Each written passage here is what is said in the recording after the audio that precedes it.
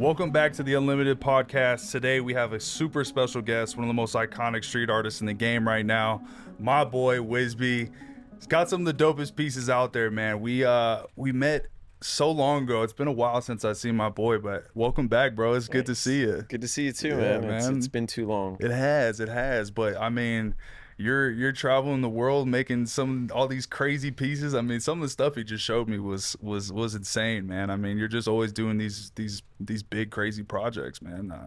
What got you into art? I'll give you a little rundown. Thanks for having me on the podcast. I appreciate you. Any good excuse to catch up with you is a good one for me, you Hell know. yeah. And it's sick to see what you've built here too. I've been watching you kind of grow that. It's been awesome. I'm pretty proud. You should be proud. Yeah, It's always inspiring to be with friends that are continuing to grow. I'm committed to growth for sure. Yeah. So my background and kind of like a consolidated way, because I could talk forever.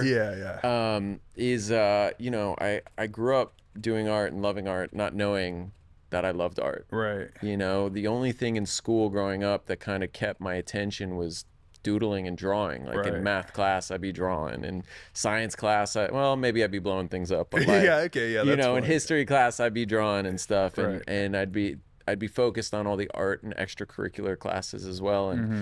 And I actually was known for not having an assigned seat in class because I couldn't sit still. For me to pay attention, I kind of had to multitask. Right. You know, you don't really know you love something until it's taken away. And growing up too, based on like the educational system, not bashing it, but I do have my opinions. Yeah, of course, you're welcome to have you. You know, there's two main questions that were important for me growing up. One was, what does being an artist even mean? Okay. And then I was taught that if you can't paint or draw what you see by the curricular, you're not a good artist. I would fail art class, which is crazy. You know, fail art. He's one of the best artists in the world right now, and he failed at art class, which is that's crazy right there. Yeah, I have a piece I've always wanted to do. Is I have a rejection letter from FIT when I applied to their arts program for college. Okay, and it was a rejection letter. Yeah, you know, along with rejection letters from multiple colleges. Yeah, they were all just like, no. Yeah, basically, because based on their portfolio requirements, like I failed. Yeah. I did art growing up, not knowing how passionate I was about it. And then when I went to college I only went to college for a year before I dropped out because college wasn't my thing. Yeah, it wasn't for you. Like I also played sports growing up, right? Yeah. And so my mentality, similar to art, was, well, if I'm not gonna be a pro player, what's the point? I respect people's commitment to things 100%. You know, it's like acting. People are like, why didn't you act? You know, you're creative, and it's like, I don't have that drive to commit 100%. You have to. With acting, you have to like absolutely love it, because I mean, I don't think any of like art, like any of the creative space is easy. No. You know, you have to really love it. Even like content creation, you know what I mean? Like throughout my life, like obviously always made some content here and there, but I'm not super passionate about it, you know? That's why I hired a team so that they could do most of the hard stuff for me, and I get to just do cool stuff and have conversations with my buddies. But I mean, the art world is just, it's so vast. It's tough to navigate, I can only imagine. Yeah, and so I was born in New York City and I was raised in Westchester. Okay. The suburbs of New York aren't exactly thriving with culture, you know, and they're not thriving with graffiti and street art and everything like that, right? So I dropped out of college, forgot about art, forgot about all these things, moved to New York City. I actually became a personal trainer. Okay. All right. The journey, this is cool. Yeah. I didn't know this about you. Okay. Yeah. Before I moved into Manhattan, I was commuting from Westchester, so it was like an hour train ride. Right. And my first big client was a 5:30 a.m. client, and the trains didn't run at 4 a.m. So one of my best friends in New York let me stay at his family's place. Okay. And I was sleeping in my best friend's mom's shoe closet on a blow-up mattress. Just to make like $10 an hour to start off at Equinox. Crazy, bro. No art in my life at this point. Okay. And a couple years into that, I got into nightlife and started doing the door at some nightclubs like Pasha, you know, on the West Side and places like that. So I got into the cut in the New York scene. All right. And so there's kind of two stories that I always tell that got me back into the reintroduction into art into my life. One is because I was training, I had a pretty flexible schedule. Yeah. And my mom, being the sensible mom that most moms are, Yeah. was like, well, why don't you go back to school and finish your degree? Yeah, you had some extra time. Yeah. Yeah.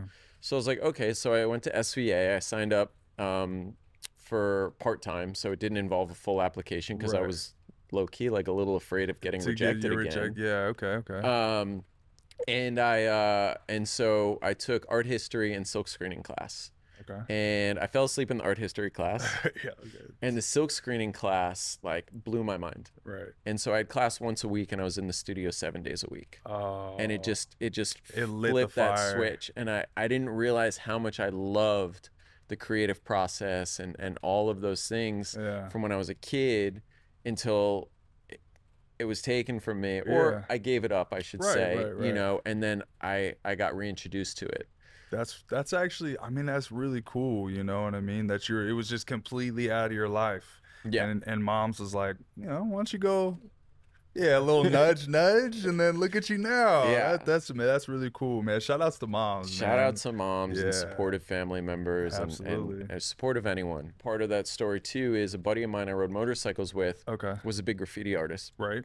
And he was like, yo, do you want to be my lookout? Uh-huh. And so I went out with him a couple times, and he saw my eyes light up. And I'd Yeah. always been into graffiti, but like Okay. I said, I was in the suburbs. Like, Right. So yeah, ain't no Banksies or graph writers, and no opportunity. no for that. opportunity Yeah, for that. So as soon as I was kind of out in the cut with him, yeah. I was like, this is crazy, because Yeah. I would go to England. I'm half English. I would go to England to see family. Okay. Okay. In the early 2000s when Banksy was just kind of coming around. Okay. And I would go chase his pieces. Oh, you had to really, really had to try. Yeah. Yeah. Nothing was easy back then. No. Man. Just getting a hold of your boy was pretty tough. When I would go out with him, it was like the thrill and the adrenaline of the graffiti and being the lookout and stuff. And so we went back to his studio one night, and he was like, you're talented. Threw a sketchbook at me and was like, why don't you come up with your own thing and we'll get up together. I came up with Whisbe because I can't go writing my government name on the side of a building. Okay, so this is when Whisbe was born. This is like, okay. Whisbe's incarnation was in like late 2010, early 2011. Okay. Whisbe was an acronym I came up with that stands for What is Beauty? And so I think that it's a question within everything, especially associated with art, that people ask themselves, you know? Okay.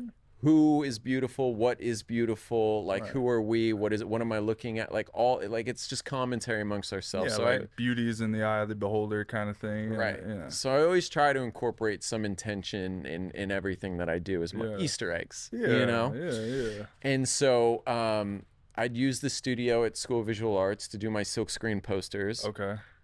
I would go work at the nightclub until 4 a.m. And then the streets of New York are the quietest at early hours. Yeah. And so after work, I would go put up the posters with my homie that I just made in the studio. And I was just obsessed. And I did this for years. You know, no one could tell me what to do. No one could tell me if I was good at it. Nobody could tell me, you know, if I could show in a gallery, even though I barely knew what galleries were and things like that. Like, there was no permission granted.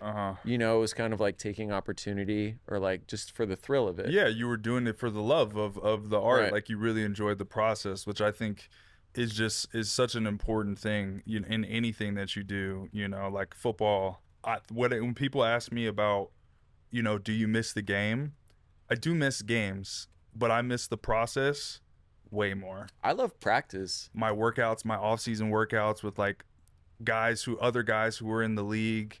I think about OTAs. I think about those practices, you know what I'm saying, where like I made a step, you know what I mean? Like, I got just a little better. I think about all that stuff, you know?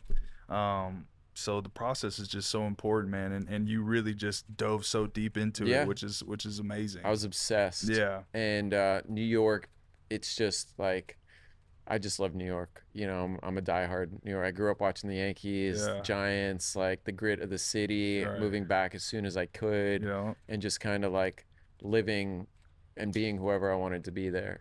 I had a client in the Hamptons when I was still training a little bit, and I went out for the summer, and his masseuse came to the house, saw my artwork because I was working out of his garage doing like crazy, turned his garage upside down into an art studio. Sick. Okay. And then she said that she had a client that owned a gallery, asked if she could show him my work. Right. And then showed him my work. He liked it, came to the garage. Yeah. And was like, I love this, and I'd love to show you an art Southampton next week. And I was like, I've never shown before. Like, I'd Right. only worked on paper. Yeah. What do you need? He's like, I need these canvases and this. And I was like, yeah, sure. Like, you got it. Yeah. No idea what I was getting myself into. Okay. Got it all done, showed at the fair the next week, and like sold a good amount. And that was my first introduction to like more the fine art world. Right, right. And that was kind of the trajectory that kind of started to transition me from just street art and graffiti into more of the fine art world, which ended up being more of what's a focal point more today. Sustainable, yeah. And then that's kind of like the synopsis of my grassroots. That's crazy. Yeah. I did not know that about you. Yeah. That's wild. Started off at Equinox. Equinox. Dude, I was thinking I'm going to Equinox with my boy to get a workout in tomorrow. That's crazy. Guys, if you don't already follow and subscribe to the podcast, please do. That helps us a lot in being able to keep making this content and bringing amazing guests like my boy Whisbe here. Let's get back into that. Yeah. Let's get back into that. I mean, it's crazy to hear origin stories like this where it just kind of like came so natural. You know what I mean? Like you weren't really looking for it and it just kind of came to you, man. Like that's just such a, like, it's a beautiful thing. In today's modern world, things move so fast and so quickly. People really oversee the importance of the process and each individual step along the way. From when I got back into things to now, everything that happened in order, and how one thing led to the other. And it even started before, like some of the art related things are not art related. Like if I wasn't training, I wouldn't have had that client. Like the people you meet, right? And if I didn't have that client, I wouldn't have been in the Hamptons that summer working at his house. Right.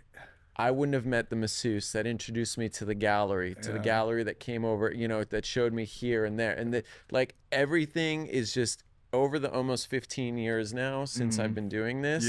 Big or small, every step has been significant. When people present like projects or companies or just anything, I mean, you see like overnight successes so often now. It's kind of, you know, it's crazy. And I think it's discouraging for some people. Super discouraging. You know, because you feel like if you don't make it like in a year, then you're in a failure. 5 minutes. Or 5 years that you're a failure, which is just not the case, especially when you're talking about like art or acting, like just artistic spaces. Sometimes it takes so much time, man. Like, you know, one thing that comes to mind when I think about overnight successes in your like in the toy making and the art type of stuff is Labubu's. But what's interesting about Labubu is so that it exploded. You know, however many months ago, right? So Pop Mart is the parent company. Pop Mart, right? Which you know, all the collectibles that they have. They got a ton of different SKUs. And so the artist that started the Labubu character has actually been around for like over a decade. Really? He's been around for a long time. That character has been in his paintings. It's been in his drawings. Should do a little deep it's like dive. A signature piece. Like it's been one of his like your teddy bear. It's been like one of his. That's crazy. It's when I read about his story, I related so much to him because for years and years and years he'd been doing something. You know, and it was just kind of like under the radar. Right. I mean, we've had a little bit of a different trajectory. And then you have one of the biggest K-pop members, you know, I forget, Lisa or... Lala Lisa? Ooh. Lala Lisa? I hope you're talking about Lala Lisa. Shout outs to Lala Lisa. Shout outs to Lala Lisa. Are there two Lala Lisas? Does she have a sister? I don't know. And she, you know, she posted with his piece and then it exploded. You know, you never know what the catalyst is going to be, but he actually has a deep history for developing and having this little Labubu figure in his paintings and everything that he did for years and years prior. You never know when something's gonna... Yeah, it took time. Takes time, and it's just one person. Like I feel like you know that guy that does like crazy paints people's like luxury vehicles, does like celebrities' cars. It was a similar thing. I think he did, like he was doing something for a small artist, did some project like on his car, right? Not even a crazy car, like an old school or something like that, I think is where it started. And then somehow, some way, like Drake saw it, and then you do Drake's car, and now he charges people like, you know, $250,000 to paint their car, which is just it's nuts. But I like, it just takes that one moment, and sometimes you have to be patient to get there. And what I'm noticing now, and this is probably a controversial topic, is you basically have the argument for sustainability of virality success Right. versus like grassroots success. Right. And I'm sure you've noticed with athletes, like people that were in it for the wrong reasons, they're not around anymore. And Yeah. with artists, people that are in it for the wrong reasons, they realize like the work, like it's a real artist doesn't have a choice. Yeah. Like they need like I haven't worked out today, and it is eating at me right now. Bugging, Like right? it is eating at me. And when Yeah. I get home later, I'm gonna get the juiciest workout in. But like I'm sure, I mean, I gotta imagine that's how you feel about like Yeah. just expressing yourself artistically. If I'm not in the studio for a Yeah. certain amount of time, I'm like, I feel like empty. Yeah. It doesn't matter what I do or what other things are going on. Like a Like, wasted day. I just want to be in the studio, Yeah. But you have those moments of virality now because of socials, Right. and artists will become big and they'll become successful. But Mhm. how sustainable is that? Right. How long is their moment? So it's kind of a shout out for like putting in the work Hmm. and the hours and the dedication. As an athlete, it's the equivalent of taking steroids. What's the sustainability of that? Yeah. What's the risk you run of like pushing it too far Getting caught, getting suspended, yeah, all the things for sure. Yeah. so it is an interesting world. There are different dynamics as we like get older and as Yeah. new things come into play and Yeah. things that I have to start including as well for like I need to get a socials team and all those Yeah. things so I Yeah. can focus on what I focus I mean, on. dude, you've got some like a really amazing art, man. I mean, your story is sick too. Like, you know what I mean? Your socials could definitely grow, but like it's like one of those things now, if you just invest the time into it, Yeah. like anything else, like it'll grow.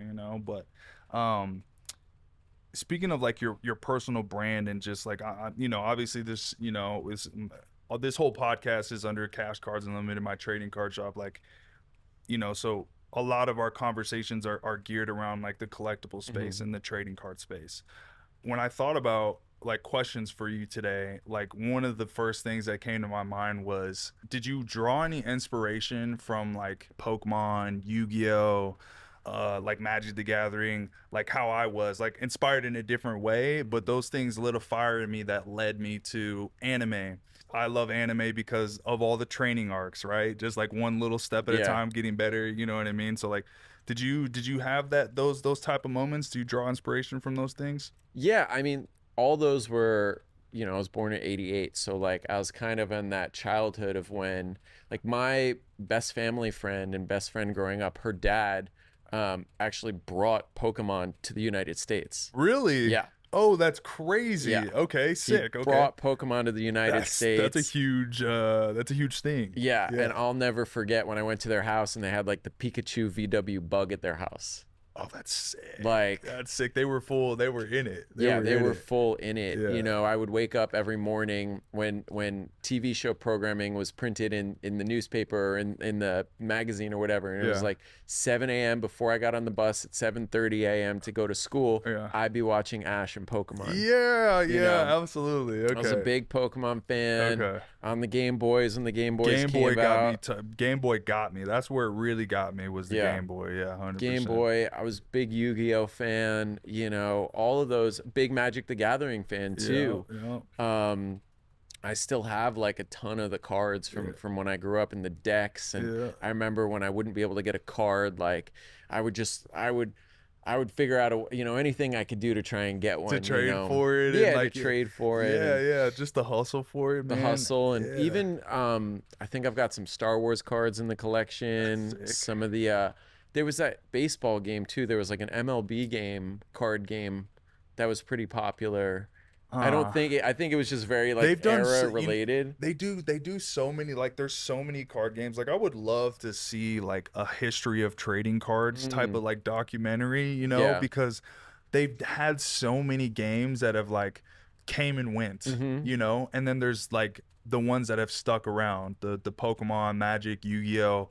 That's pretty much it, outside of obviously sports Yeah. cards. But there's been so many random card games, like like Digimon or I got you know, some Digimons in the there Digimon somewhere. cards were Yeah, lit. I yeah, had a couple of them Digimon. too, you know. Damn. Well, I mean, so that leads me to my next question. Have you ever thought to like have you ever had the desire to collaborate and do like a Magic the Gathering card? I know Magic has like a long history of working with some of the most talented artists. Like Yeah. I've always appreciated the art on the cards, like Amazing stuff, yeah, for crazy, sure. you know. Yeah. The surrealism on some of them is just it's cool. Yeah. You would almost think like if somebody introduced Magic the Gathering starting this year, Yeah. you would look at it and be like, oh wow, they generated all their art on AI, didn't Yeah. they? Oh yeah, for sure. The old stuff too. The Yeah, old yeah. stuff. Oh, really? You wouldn't believe that it was all hand drawn and hand painted Original paintings too, from. and the original paintings are sick, bro. Shout out and credit to to their authenticity For with the sure. artwork that they put into that 100%. game. So the games have definitely inspired how I look at things more on the commercial side Right. of what I'm doing now. Is I'm starting to branch, not just focus on fine art, but also kind of like how I could expand my footprint. Right, right, right. And the commercial side of things obviously is the next or the other alternative to the fine art. Fine art is Yeah. more limited, exclusive, Yeah. you know, reputation. It's a little bit For more collectors. political. Yeah, yeah. It can be a little less fun, you know, Yeah, yeah, yeah. but it's also a very important part of my career. But I also think that there's a whole other world to expand into as well with collaborations with Yeah. Magic the Gathering would be epic. It would be so nostalgic, That'd be sick, you bro. know. That'd be sick. I actually have been thinking, just seeing how things go with trading cards and with like Labubus and collectibles and Kid Robot blind boxes. Like Yeah. Labubu didn't invent the blind No, box. no, no, no, no, you no, know? no. For sure, those things were definitely around. They're definitely around. Matter of fact, one of my buddies' dad's like a manufacturer in the Philippines, and he did like one of the I forget what the IP is, but like one of those robots that you know connect to each other. Transformers? Not Transformers, but like Voltron or something Oh like yeah, that. yeah, yeah. Voltros, like something like that, and he did like a mystery bag, like so it's been around. Yeah. It's been around, but now it's. I mean, Happy Meals were mystery for boxes sure, essentially. yeah, yeah, You yeah. know? Like which one are you gonna Not get? just for mystery food, but yeah, yeah, yeah. but yeah, like a Magic the Gathering collab would be sick.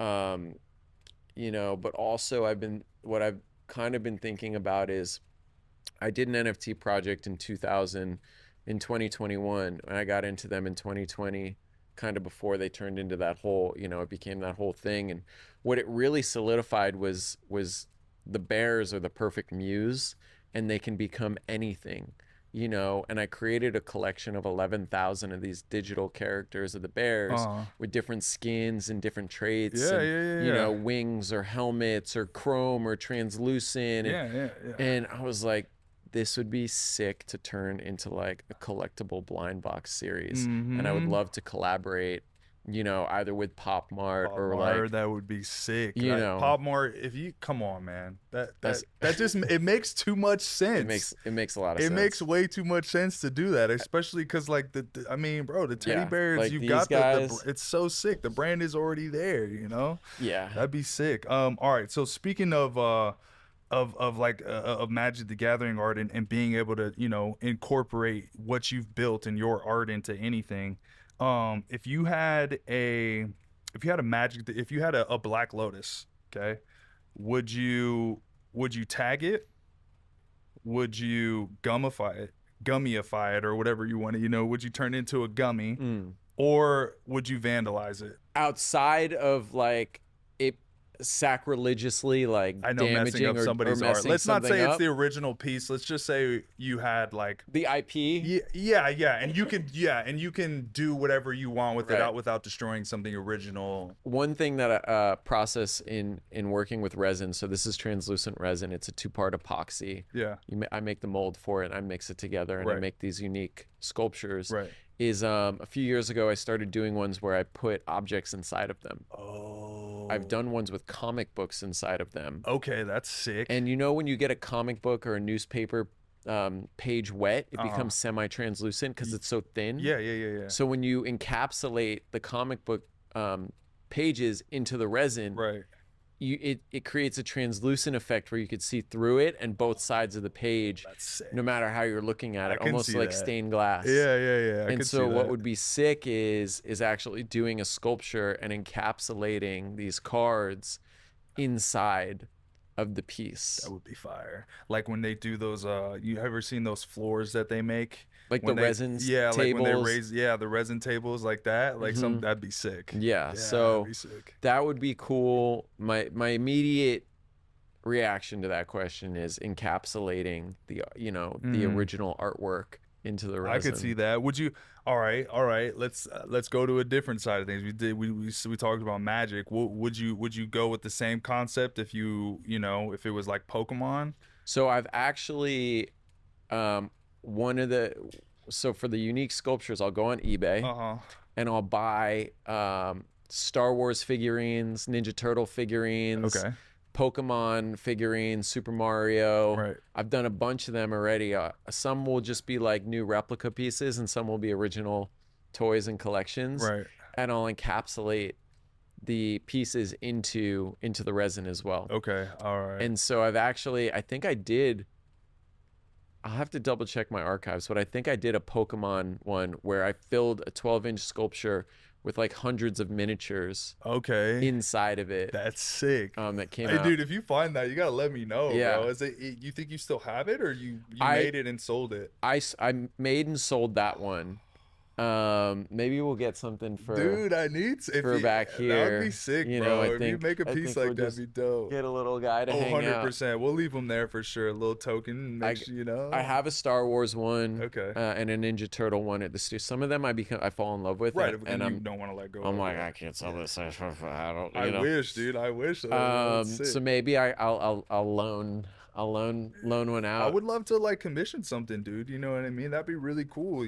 Like to just like maybe even a Magic the Gathering like little thing. Yeah. Give Watsy a little preview of what you guys could create together. I think it'd be really sick. And I don't have one of your pieces in my house, so I definitely need to. I got to get that done. We'll go to this. This is a really fun like part that we do this like rapid fire round where I just ask you some random question, like first thing comes to mind. Okay. You answer it, all right? Speed dating without the dating. Yeah, exactly. Favorite city to paint in?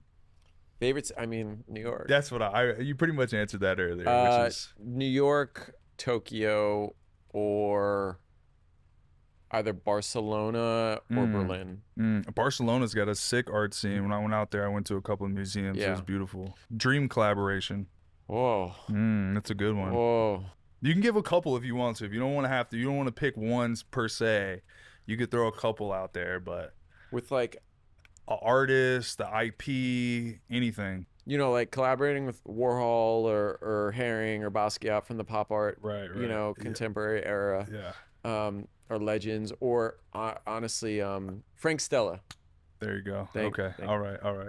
Found it. See, found a little it. patience. Yeah. Frank Stella, who R.I.P. passed away a couple years ago. I was talking to him and his son, and timing, man. It's tough, man. But life happens fast. It does. He was epic. One of my favorite artists. Two of them are Japanese. I love Asian culture, especially from Japan. Yeah. They just some gnarly stuff. They just crush it, man. I don't know what it is. I don't know what it is. They're I love it, bro. I can't get enough. I watch anime 24/7. Yeah. It's like they got me. Those storylines, man.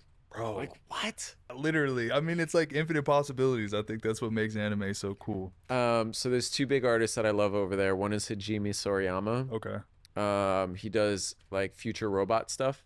Dope. And retro robot as well. Okay. So he does like chrome pinup girl robots. Sick. He's worked with like The Weeknd and collabed with Dior. Like he's done some amazing work. I'll definitely check him out for sure. And the other one is Hiroshi. Okay. And he does these. I've heard about. He does these really. He basically repurposes used skate decks. So he's big in skate culture. Oh, he's worked with Huff and that's people why like I've that. seen it. Yeah. And so he'll glue and compress used skate decks together and then carve them out of a single repurposed block. Yeah, that's so sick. You get this layered colored plywood. Yep. I've seen effect. Those. Yeah, that's so sick. I think of like the immediate collaboration with the Bear and their like a chrome like robots bear version and then like a layered skate deck out of wood version. So those two artists are there's some other artists I'd love to collaborate with, but I want to kind of go outside of the traditional realm. I'd love to collaborate and do like a New York Yankees series. Yankees bear would be sick. And we could talk about it now, or we could talk about it later, but like my upcoming install. Yeah, no, talk about it. Drop it, man. Tell the people. So in November, I'm going to be installing 6 large-scale sculptures from 5 to 16 feet over in front of the Oculus in the World Trade Center. Amazing. He showed me a little bit of preview. And it's some amazing stuff, man. You guys definitely don't want to miss out. It should be up for about a year, obviously, when everything's locked in over the next couple of weeks. So I'll give you the info. For sure. There's 6 pieces in the installation, and the focal point is the signature bear, but I also wanted to use the platform for the Oculus in the Trade Center to introduce new pieces as well. But the bear is 16 feet tall, and it's red. Okay. And so there's 3 colors on most of the bears. There's the color of the bear, there's the black and the white on the plaque. Right. So the bear I'm painting in their colors, their Pantones are red, white, and blue. Oh, yeah. Okay, great. Right? Yeah. So it's Pantoned for red bear to the New York Yankee red. Okay. And then the black on the plaque, I switched to actually in navy blue. Oh, like the Yankee navy blue. Yeah, the pinstripe blue. Sick. So the bear at the Oculus is actually going to be themed after the Pantone colors of the New York Yankee red, white, and blue. Oh yeah, which awesome. Is also the American flag colors. Yeah, and being a tribute towards Ground Zero and everything like that. That's sick. So doing a formal collab with like the whole team, where maybe I did custom sculptures and on the back it had their jersey numbers or something like that. Sick. For like all the players and stuff. That'd be sick. Yeah, bro. That'd be super dope. My dad passed a few years ago, and I'm sorry, buddy. And thanks. Yeah. And we were like diehard Yankee fans growing up. Like our family vacations for his side of the family was picking a different city to go watch the Yankees play as the away team. That's my grandma, my aunt, my brother, and my dad. I feel like I think that's the part about baseball that is really, I mean, sports in general. Yeah. But like baseball, just bringing a bunch of people to go sit and like, because the games are, they're pretty slow. So you're really just kicking it with your people. Yeah. You're really hanging out. Whereas football or basketball, it's like constantly something going on. Just baseball's got that. It's got a special way of like bringing families together, man, and that tradition. That's a beautiful thing, bro. Yeah, that'd be sick. Yankees collab. Yankees collab would be lit. I mean, we're such like enthusiasts. Like not to get like morbid, but like at my dad's funeral, me and my brother, I had custom Yankee jerseys made with my dad's name on the back. Oh, that's sick. So like no suit and tie. Nah, fucking pinstripe jersey. Nothing morbid about that, bro. That's sick. That's it goes deep. That's really fucking. So that would be cool. It'd also be cool to time in if I did like a New York Yankees gummy bear, where it was like flavors specific to like maybe New York or like Judge's favorite, flavor or whatever. We do like a pinstripe bear. That'd be sick. Dude, I can't believe I didn't know about the gummy bears, bro. Like what? Like that is amazing. I'm definitely taking one of these. My son, obviously, like every other kid in the world, just loves sweets. But that's amazing, bro. I definitely we got to find a way to get more people to check this stuff out, man. Yeah, I mean, you try them. I mean, we'll do some real life feedback. Should we do it? Yeah. Should we do it? Let's do a instead of a box live. break, we're doing do a little live. Okay, flavor's good, and the texture's like the original gummy bears. Okay. Ooh, spitting it out, so good. I can get down with that right there for sure. I'll be finishing that bag later. For sure. Just put an extra 20 minutes on it at the gym. You'll be good. Dude, but I work out so hard. It's crazy. So the colors don't match the flavors.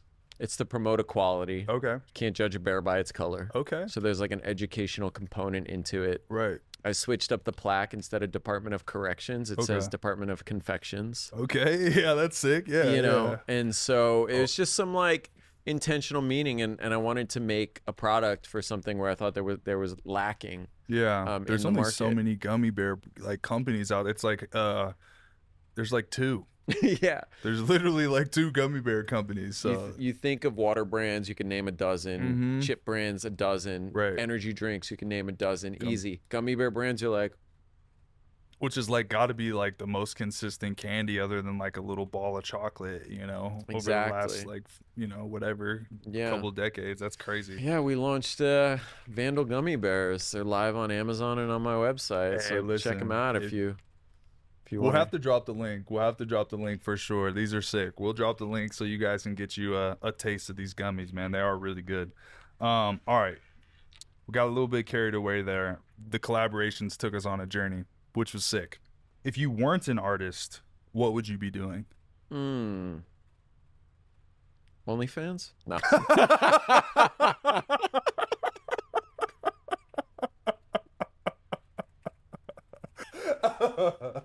No judgment, buddy.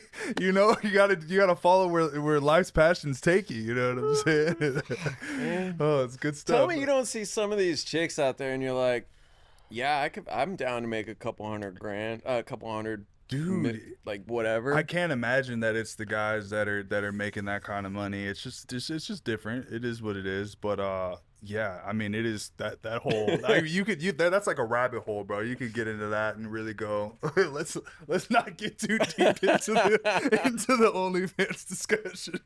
That was good enough right there. That was perfect. So my boy, if he wasn't a world renowned artist, he'd be doing some adult entertainment. We love that. Oh man, Asterix. Just joking. Yeah, just kidding. Obviously, guys, like it's just a joke, right? That's why we're laughing. My mom see this. Yeah, exactly, Mom. He's kidding. I promise you. I'm focused on the artwork. I swear. 100%. I think he's made it. He's good to go. Doing all right. Okay. All right. What piece are you most proud of? I mean, I don't want a future trip on the upcoming installation yet, so yeah, I think that will be. Yeah. You know, just because I'm from New York. Yeah. I did a sculpture at the Trade Center 7 years ago. Okay. Inside, it was a 7-foot sculpture. And so coming back full circle to like 7 years later with like on that scale, I'm kind of like preemptively super proud of that. Of course, you should be. Actually, there's two. That sculpture 7 years ago at the Trade Center with Silverstein Properties was a big catalyst into pushing me into larger scale sculptures. Okay. And taking risk again. It was that stepping stone thing. They were doing a project on the 69th floor. It was a vacant floor, and they have a really cool arts program. So like shout out to Silverstein, you know, for housing artists on their vacant floors. They've had a few that have been there for decades actually. That's awesome. Because there's so much space. Yeah, so yeah. You know, that they allow artist residencies there. And so they had the 69th floor in Tower 4. They had 10 floors that weren't leased yet, and they did a mural program. And one of my buddies was working. Do I have time for like a side quest? Get into it, bro. Get into it. So one of my buddies, Sean, this artist Layer Cake was, and Angela China was another good artist friend of mine. They were doing murals at the World Trade Center. And I was like, what the fuck are you guys doing? Yeah, right. And they're like, oh, we got invited to this project on the World Trade Center. And I was like, well, what about me? Yeah, I want to play. Yeah, you know, and they're like, well, Mr. World Traveler over here, we thought you were in Africa or whatever. I was like, well, I was, and I'm back. Yeah. And he was like, let me see what the deal is. And so the next day he hit me up and he was like, there was actually an artist that dropped out. Do you want the wall? Yeah. And I was like, yeah, absolutely. Sick. So I went, we did this project. It became such a success when it was like public, but kind of private because you can't just go into the World Trade Center. Get the access. It was so well received that they ended up doing a whole, you know, it almost seemed like its own museum show. This gallery show on the 69th floor. And they were like, hey, do you want to do a big sculpture? You know, I was like, well, I've always wanted a reason to turn my small sculptures into big ones. Right. But can we put it in the lobby? Mm-hmm. And they were like, oh, okay. No. We could put it on the 69th floor first. And if it gets approved, we can bring it downstairs. Right, okay. That's pretty fair. It is fair. Yeah. But also this was in 2017 and, you know, I was early on in my career and I didn't have like a ton of money. Right. And so like to get a prototype 7-foot sculpture is like sick. 10, 15 grand. Yeah. You know, and it's like, oh, so like I've got to spend this coin Yeah, to maybe have be in the something lobby. significant happen. Right. You know what? This shit worked out. Why not? Yeah, And yeah. so I made the 7-foot prototype. I spent the money. We delivered it to the 69th floor. A few hours later, they called me and they said, Larry just came by. He loves the sculpture. Yeah. We're bringing it to the lobby. Guys, you miss every shot you don't take. If he would have been, you know, cheap and not spent that 10-15K to make that sculpture, I'm sure that you know had a huge influence on the trajectory of Yeah. your career. You Yeah. know what I mean? That's cool. Yeah. You know, Big you stepping stone. you said screw it and you did it. We did it. Yeah, that's amazing. That's So, amazing. and because of that, 7 years later, I followed up with them and I said, I'd love to do something, but bigger Yeah, and whatever. and they're like, well, we don't have an arts program, but right. why don't you write us a proposal? Yeah. I wrote a proposal, I drafted it up, and they were like, we love this. Like, let's do it. And now you're doing it. And now we're doing it, Oh, man. So, hell yeah, bro. Okay. and then the other one that I was super proud about was that happened in 2022 or 23 was I got commissioned by the government of Hong Kong. Oh. And the tourism board and a charity called the First Initiative Foundation to do a 25-foot sculpture on the harbor front in Hong Kong. Yeah, okay, yeah, that's and big. That was gnarly. Yeah, gnarly, 25 man. feet is like crazy. Yeah, it spoiled me for scale. Wow. Yeah. And it was the whole. I think I remember seeing that on your social. I think I remember when that happened. I was like, dude, that is like that's nuts. Yeah. So they did it in front of this famous clock tower. I don't want to butcher the name. It's like the Tim Tam Su. You guys know what he's. You guys know what he's talking about. You get it. Yeah. And they wanted me to tie the theme into. They just had a major exhibit at their history museum with 8 full-size dinosaur fossil skeletons. So I created a different iteration of my traditional bear and made a dino bear. So I gave him horns and a big ass tail coming out the back, which was super cool. Hell yeah. And it was a wild experience. Like, they flew me over first class. They put me up at the Four Seasons. We did a daytime press release with like the government and tourism board, a nighttime press release party. They did the most, like the famous Star Ferry that goes from one side of the harbor to the other. They had like neons on it of the sculpture, like the after party. Like they did it all top tier A1. It spoiled you. Okay, I can get used to this. How can we make this happen more often? And all that started because I had a collector. He was an NFT collector. He reached out to me and was like, hey, I want to collab. Can we do I want to do like a 30-foot sculpture. Right. And I was like, yeah. Okay, sure. Yeah. Everybody you and everybody else, I'm sure. Right. Cool. And he's like, no, I'm serious. And I ignored him for months. And he kept following up. And I ignored him. And he followed up, ignored him. And then I had someone on my team reach out to him. And they got back and they're like, oh, I think this guy's serious. Yeah. I was like, no way. And then you did your biggest piece ever because of him, huh? Yeah. That's pretty sick. Well, dude, listen, I appreciate you coming through, man. It was awesome getting to catch up with you and hear so much more about your story than I even knew before, man. So it's a privilege to have you on the podcast. And yeah, I'm grateful, man. Thanks for coming through. Yeah, thanks for taking the time.